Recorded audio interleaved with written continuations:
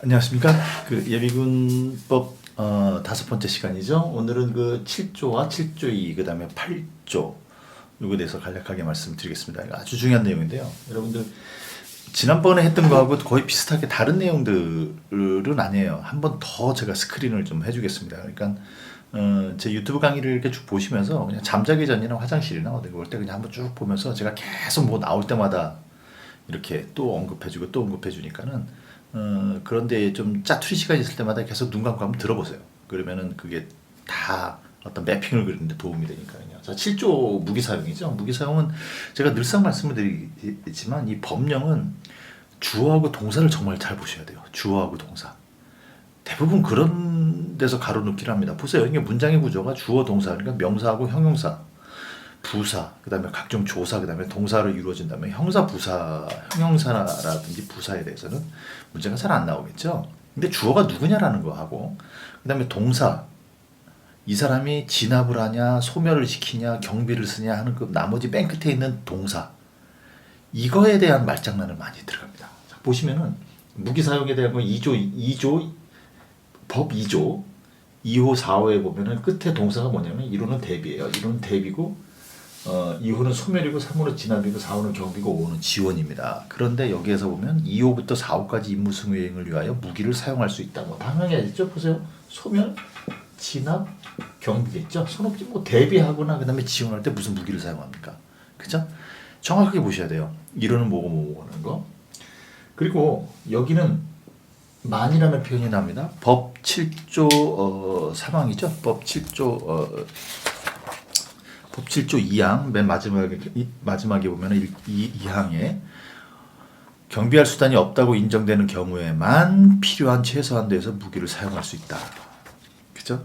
그러니까 3호하고 4호.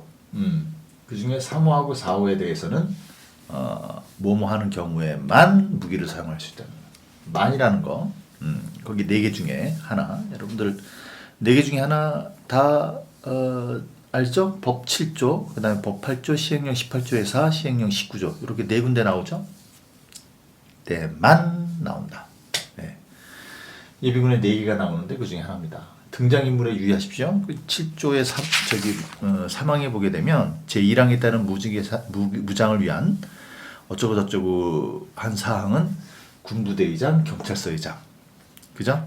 경찰서장. 예비군 부대, 뭐 예비군 지휘관, 예비군 뭐 누구 직장 민방위 뭐 이런 거 하나도 아니에요. 자, 왜냐면 무기이기 때문에 상당히 중요하지 않습니까? 그리고 헷갈려요. 무기라는 것에 대해서 예비군 부대라든지 직장이라든지 이런 것에 갑자기 톡 나오면은 그럴 것 같은 생각이 들어요. 5천의 진위 여부를 판단할 때. 그러나 군부대의장, 경찰서의장 주어 정확하십시오. 7조 2 보겠습니다.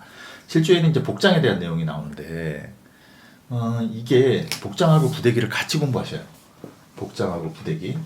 그래서 민방위하고 구별을 하십시오. 이게 왜 그러냐면은 뭐 구별하는데 뭐 큰 의미는 없지만 5천회의 진위 여부를 판단할 때 문항할 때 또 엄청나게 헷갈리더라고요. 복장하고 부대기, 민방위. 비자는 있을 리가 없겠죠. 그죠? 재난법이 있을 리가 없잖아요. 그죠? 복장하고 부대기는 민방위에 구별하라. 자, 복장 보겠습니다. 민방위하고 예비군. 앞에 있는 거는 법에 해당되는 내용이고 뒤에 있는 거는 이제 시행령에 해당되는 내용입니다.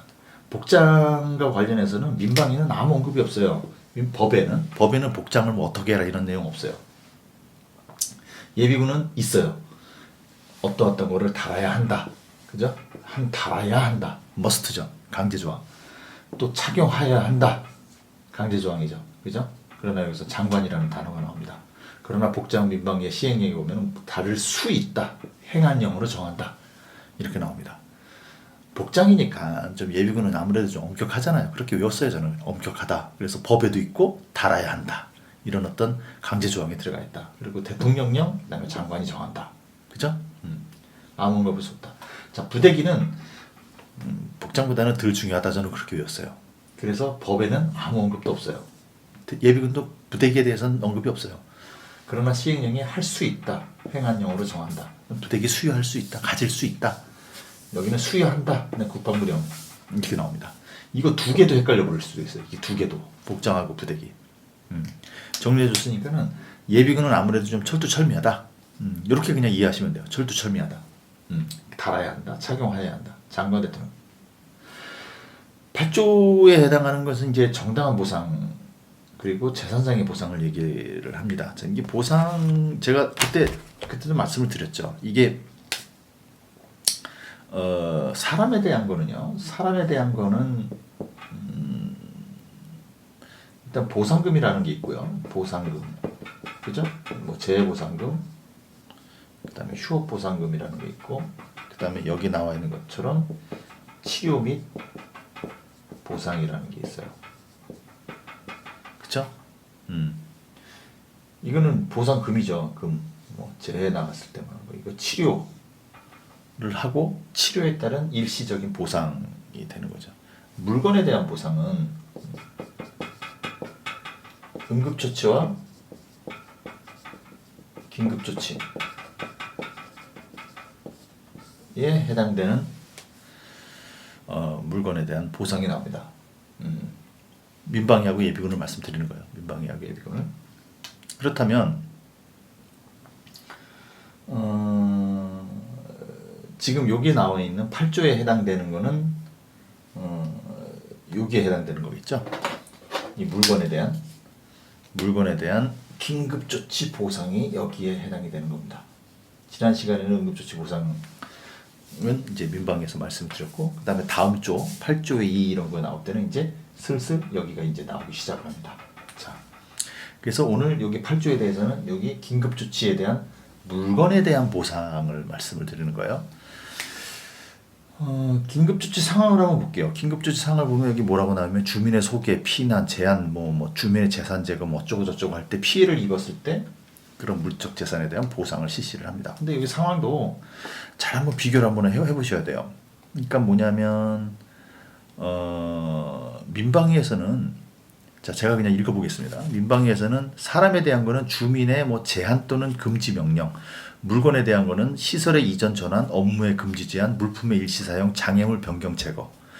예비군에 대해서는 사람에 대한 거는 여기 나가는 거 1호 주민의 뭐 소개 뭐 어쩌고 저쩌고 해서 소개 또는 피난 출입 제한. 근데 물건은 재산 제거 이렇게만 나와 있어요.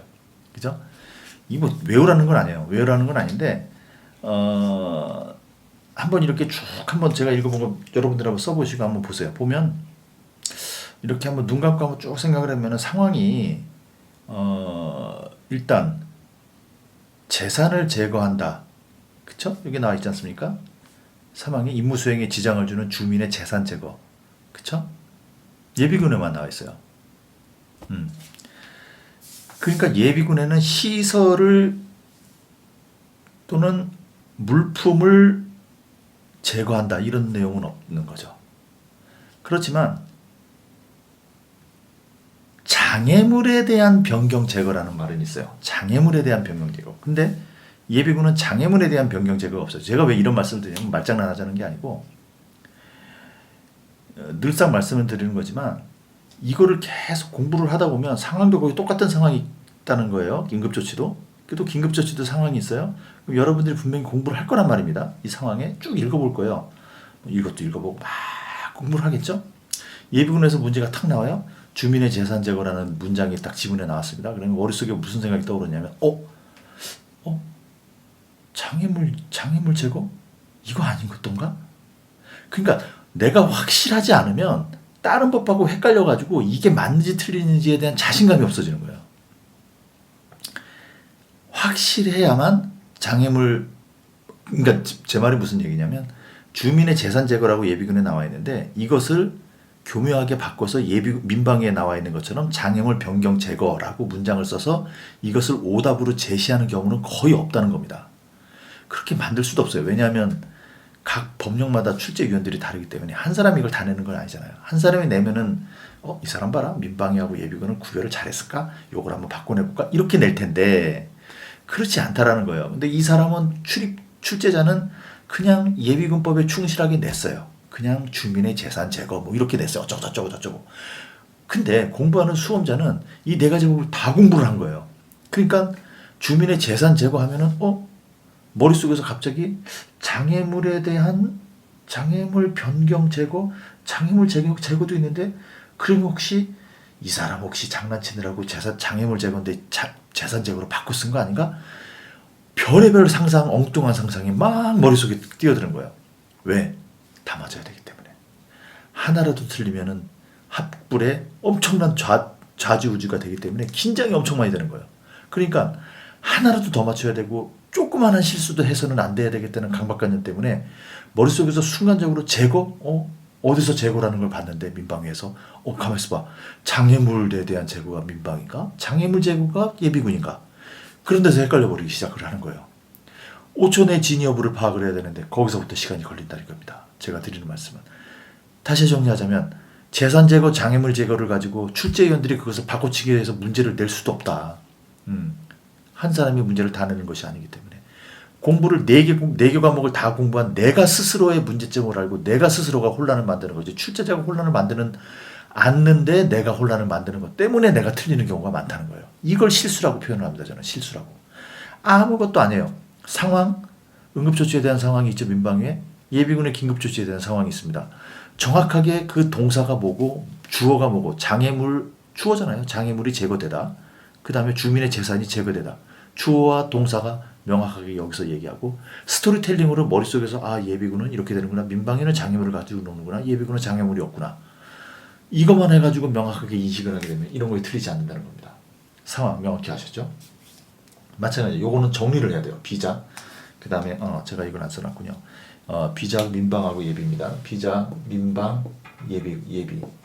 자, 뒤에 여기 30이 쭉 있어요. 30이 있고 앞에 30은 비자만 있고 두 번째 30이 같이 있어요. 그죠? 여기 30하고 두 번째 30하고 세 번째 30은 다 똑같아요. 이게 날짜 정확히 보십시오. 앞에 30 비자만 있어요. 뭐만 있냐? 훈련이 끝난 후 30일 내에 제출. 그러니까 언제까지 이 보상을 입었다라고 한다면 언제까지 그거를 신청을 해라. 나 보상해줘라 하고 신청을 해라는 것은 비자밖에 없다는 거예요. 민방위 예비군에 대해서는 언제까지 신청해라 라고 하는 것에 대한 날짜가 없어요. 기한이 없어요. 정말 헷갈리지 마세요. 두 번째, 세 번째 30일에 대해서는 대체적으로 같은 개념으로 들어갑니다. 자, 제가 읽어보겠습니다. 비자 같은 경우에는 30, 32, 요 32 신청 받은 날 30일 내에 결정을 했으면 송부를 하고 이유가 있을 때 30일 내에 재심을 청구하라는 거고요. 그죠? 민방위 같은 경우는 30일 내에 협의를 하고 협의가 성립이 됐을 때 30일 내에 재결을 신청하라는 거고요. 예비군은 신청을 받은 날부터 30일 내에 심의를 하고 이유가 있으면 30일 내에 재심을 하라는 거예요. 대체적으로 비슷하죠. 그죠? 30일 내에 결정을 하고 30일 내에 있으면 신청하라는 거예요. 대체적으로 보면 30일 대체적으로 다 똑같이 나와요. 자, 그런데 뒤에 마지막 30이 비자에는 30이 있고 예비군에는 60이 있고 민방위에는 없어요. 없는데 이게 점선으로 쳐놨어요. 이거는 다른 법령에서 규정되어 있는 날짜입니다. 이 법령에 대한 30, 60 이거는 크게 나올 리가 없어요. 나온다 하더라도 30, 60인데 큰 문제는 없어요. 앞에 있는 비자 30이 뭐냐면 주무장을 하면 재심을 했으면 30일 내에 결정을 해서 통보를 해라. 그죠? 예비군 같은 경우에도 재심을 했으면 60일 내에 결심을 해서 60일 내에 결정을 해라. 재심을 했으면 30일 내에 신청을 했으면 30일 내에 결정을 해서 통보하고 60일 내에 통보하라. 이해하시죠? 무슨 말인지? 그게 진짜 중요합니다. 앞에 30 비자만 있어요. 뒤에 재심해서 결정 통보하라는 거는 비자하고 예비군만 있습니다. 그것도 날짜도 틀려요. 뒤에 예비군은 60일이고 이거 30일이에요. 민방위는 저기 합니다. 근데 이거를 어떻게 외우냐? 대체적으로 이렇게 외우세요. 예비군은 철두철미하다. 예비군 진짜 철두철미합니다. 아주 세부적으로 나와 있어요. 그러나 여기는 딱 2개만 나와 있고 나머지는 다른 법령에 의거해서 실시한다. 이렇게 들어가 있습니다. 자, 세 번째 보겠습니다. 물건에 대한 보상이 시행령 20주가 있고요. 사람에 대한 시행령 23주가 있어요. 그러니까 무슨 얘기냐면 여기 있는 보상과 여기 있는 긴급조치에 대한 보상을 헷갈리지 말라는 뜻에서 적어놓은 거예요. 그러니까 사람이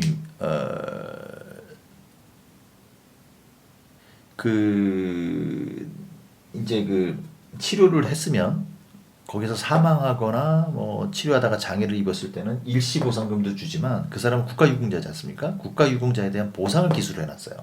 그다음에 이거는 물건에 대한 보상이고 민방위 같은 경우에는 이게 그렇게 자세하게 기술이 안 돼 있어요. 그렇기 때문에 크게 헷갈리진 않는데 예비군 같은 경우는 이게 정말 자세히 기술돼 있어요. 이게 국가유공자 왜냐면은 훈련이 많다 보니까 그래서 요거에 대한 보상, 그다음에 응급조치에 대한 긴급조치에 대한 보상 이게 많이 헷갈려 버려요.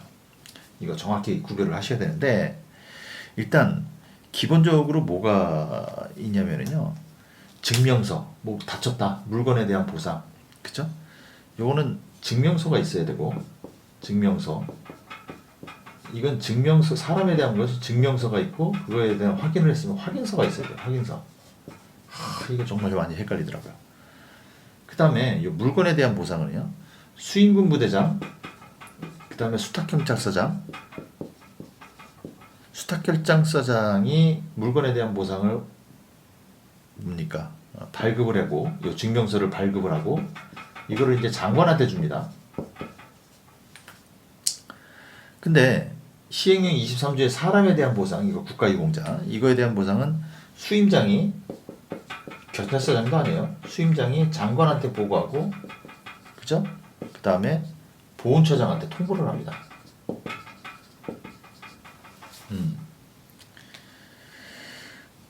이해 잘 가시죠? 예. 사람에 대한 국가유공자지 않습니까? 확인서가 하나 더 들어가야죠. 그죠? 확인서가 하나 더 들어가야 되고, 보훈처장이 들어가야 됩니다.